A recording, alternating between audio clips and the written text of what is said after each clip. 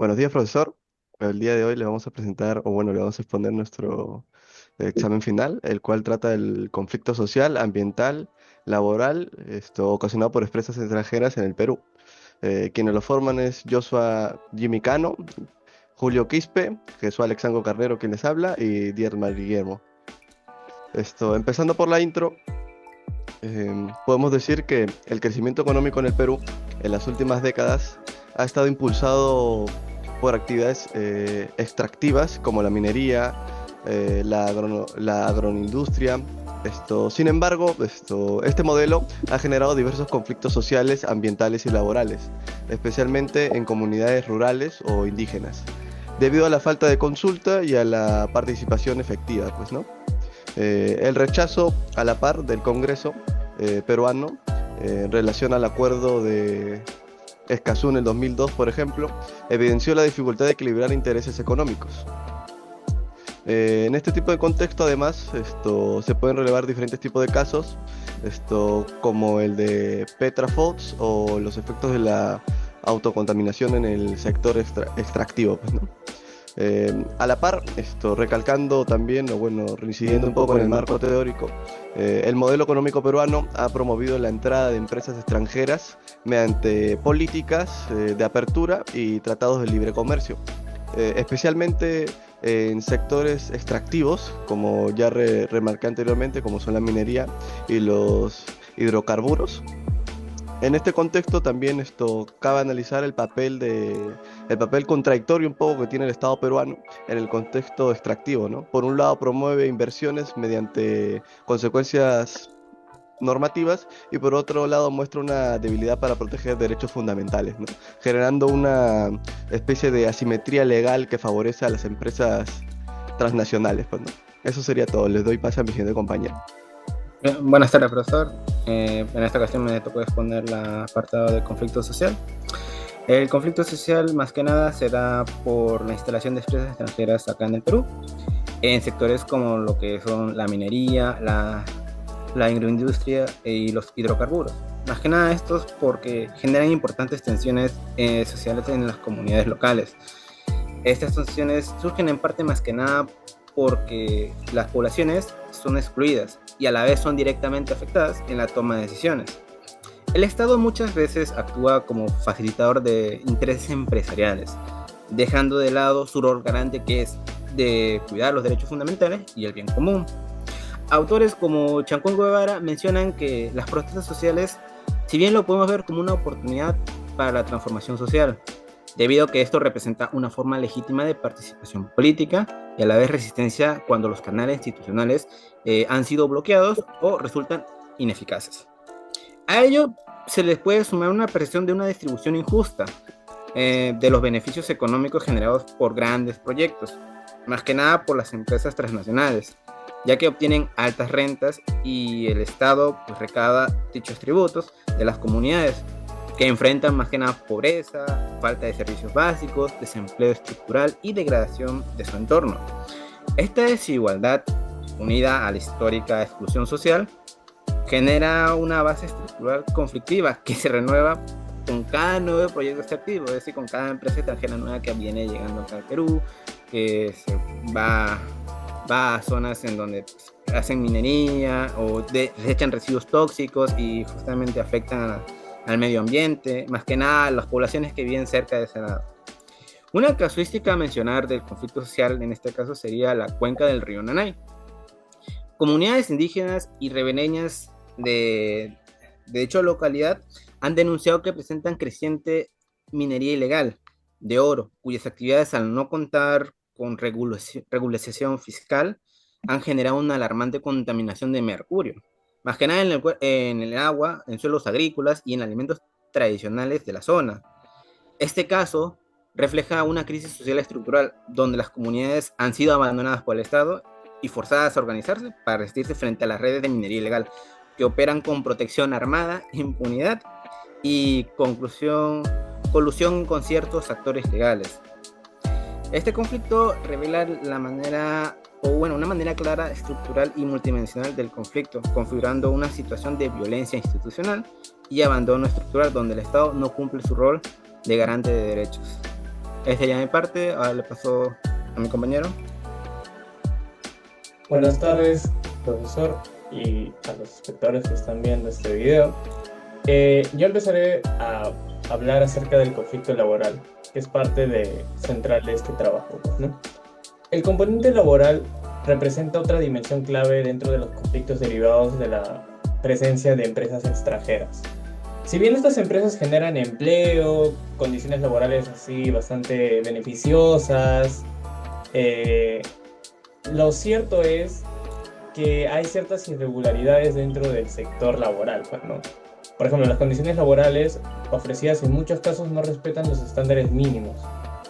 También existe el uso de contratos temporales, la terciarización irregular, la limitación de derechos colectivos.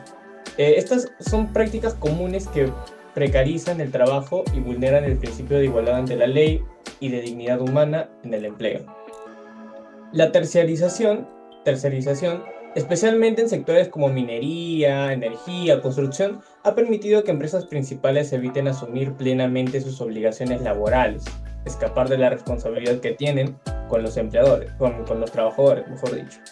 Los trabajadores terciarizados perciben menores remuneraciones, no acceden a los mismos beneficios sociales y en muchos casos trabajan bajo condiciones muy riesgosas.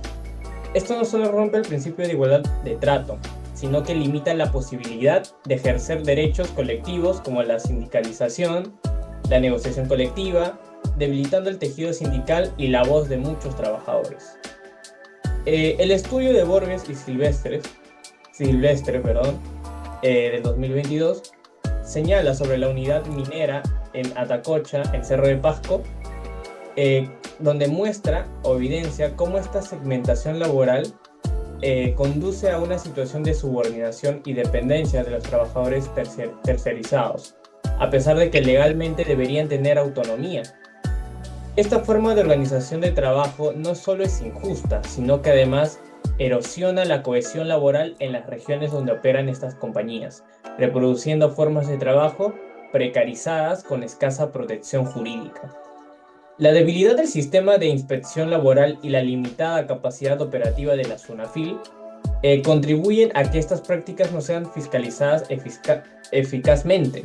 La ausencia de fiscalización activa perpetúa un sistema productivo orientado exclusivamente a la eficacia económica, en el que los derechos laborales son vistos como obstáculos y no como garantías fundamentales. Así, el conflicto laboral no es solo una disputa entre empleadores y trabajadores, sino una expresión de fondo de las asimetrías estructurales del modelo económico globalizado. Ahora, para complementar lo aprendido, tenemos una casuística laboral, en este caso sería el caso Andaichawa y los límites del modelo de terciarización. Básicamente este caso se remonta al sector minero, donde está protagonizado por la mina Andaichawa, operada por la empresa peruana Volcán, mayoritariamente controlada por la multinacional suiza Glencore, ubicada en la región de Junín. A partir de diciembre del 2021, los trabajadores directos y terciarizados iniciaron una huelga masiva tras rechazar las prácticas de precarización en su entorno laboral, marcada por contratos temporales, bajos salarios, bajas condiciones de seguridad bastante cuestionables. Y bueno, el conflicto escaló rápidamente cuando el Ministerio de Trabajo de Junín intervino, obligando a Volcán a entablar un diálogo formal con los trabajadores, incluyendo aquellos contratados por empresas tercerizadoras. Pese a ello, la empresa rehusó negociar de buena fe y continuó con los despidos de líderes sindicales, suspensión de contratos y hostigamiento, vulnerando el principio de libertad sindical y el derecho a la sindicalización. Finalmente, en mayo del 2024, un tribunal peruano emitió una sentencia que sirvió para revertir el recurso presentado por Glencore, obligando a la empresa a reconocer la legitimidad del sindicato para negociar colectivamente tanto por trabajadores directos como por terciarizados. Se consideró que la empresa había configurado prácticas antidemocráticas al ignorar los derechos sindicales y mantener condiciones laborales precarias. Los trabajadores operaban en condiciones extremas, hasta 40 grados centígrados, incluso, sin protección adecuada, claramente violando estándares básicos de salud ocupacional. Este caso evidencia varias dimensiones de conflicto laboral contemporáneo: la terciarización abusiva, el acoso sindical, la resistencia empresarial a la negociación colectiva y la necesidad de una intervención estatal firme. Este caso nos sirve también como prueba de que la lucha por condiciones laborales dignas puede encontrar respaldo institucional, o bueno, debería ser en la mayoría de veces, ¿no? No solamente en estos pequeños casos, debería ser en general. Siempre que exista presión social organizada y una voluntad de hierro capaz de aplicar el marco normativo en defensa de sus derechos fundamentales. Y bueno, ahora le doy pase a mi compañero Julio. Continuando con la exposición, el conflicto ocasionado por empresas extranjeras en el Perú es a través del extractivismo y el neoextractivismo. Según Alberto Acosta, ambos modelos se basan en la explotación masiva de los recursos naturales como la minería, el petróleo, el gas, entre otros, muchas veces ocasionando daños al medio ambiente, los derechos humanos y la autodeterminación de los pueblos. Ahora, estos conflictos socioambientales en el Perú están relacionados, según Raquel, N 2020, están relacionados con el modelo extractivista que predomina en el país, y es particularmente por la minería, el petróleo, el gas, entre otros, que han generado una serie de tensiones sociales, ambientales y políticas. Ahora, ¿cuál es el rol del Estado peruano? El rol del Estado peruano cumple con un doble papel contradictorio. Primero, actúa como facilitador del capital extractivo, y otro, muestra una ausencia preocupante en la protección de los derechos colectivos, como el derecho al territorio, a la consulta previa y a un medio ambiente sano. Este comportamiento estatal del Estado genera una desconfianza y alimenta conflictos. Los impactos negativos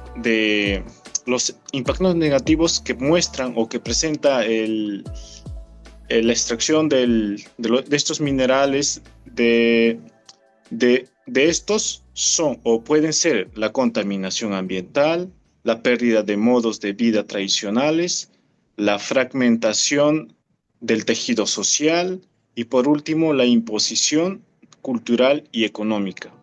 Voy a dar pase para la conclusión final del tema. Gracias, Julio. Ok.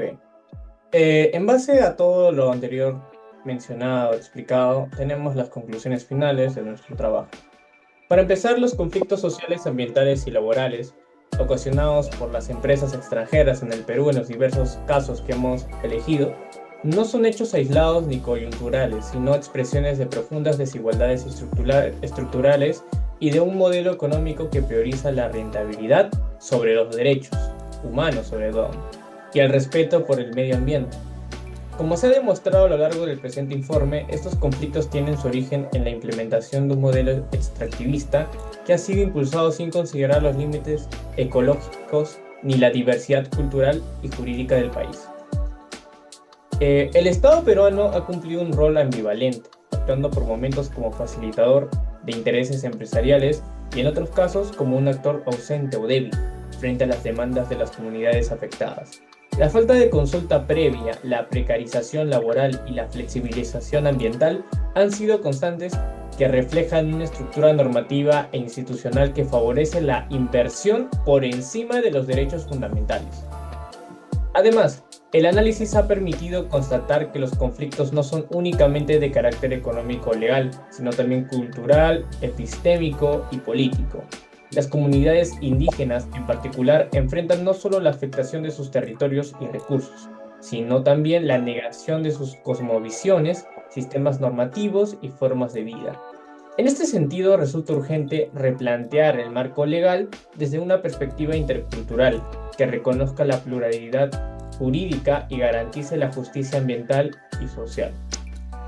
Frente a este panorama se concluye que la única forma de encaminar al país hacia un modelo de desarrollo sostenible y democrático pasa por fortalecer la institucionalidad ambiental y laboral, implementando mecanismos efectivos de participación ciudadana, asegurar el respeto de los tratados internacionales de derechos humanos, y también a ello se incluye el reconocimiento pleno de los derechos colectivos, la garantía de condiciones laborales dignas, la protección efectiva del medio ambiente como bien común, y con esto solo así se podrá avanzar hacia una gobernanza justa con un enfoque de derechos y centrada en el bienestar de las personas y del territorio. Muchas gracias por su atención y eso ha sido todo por nuestro grupo. Gracias.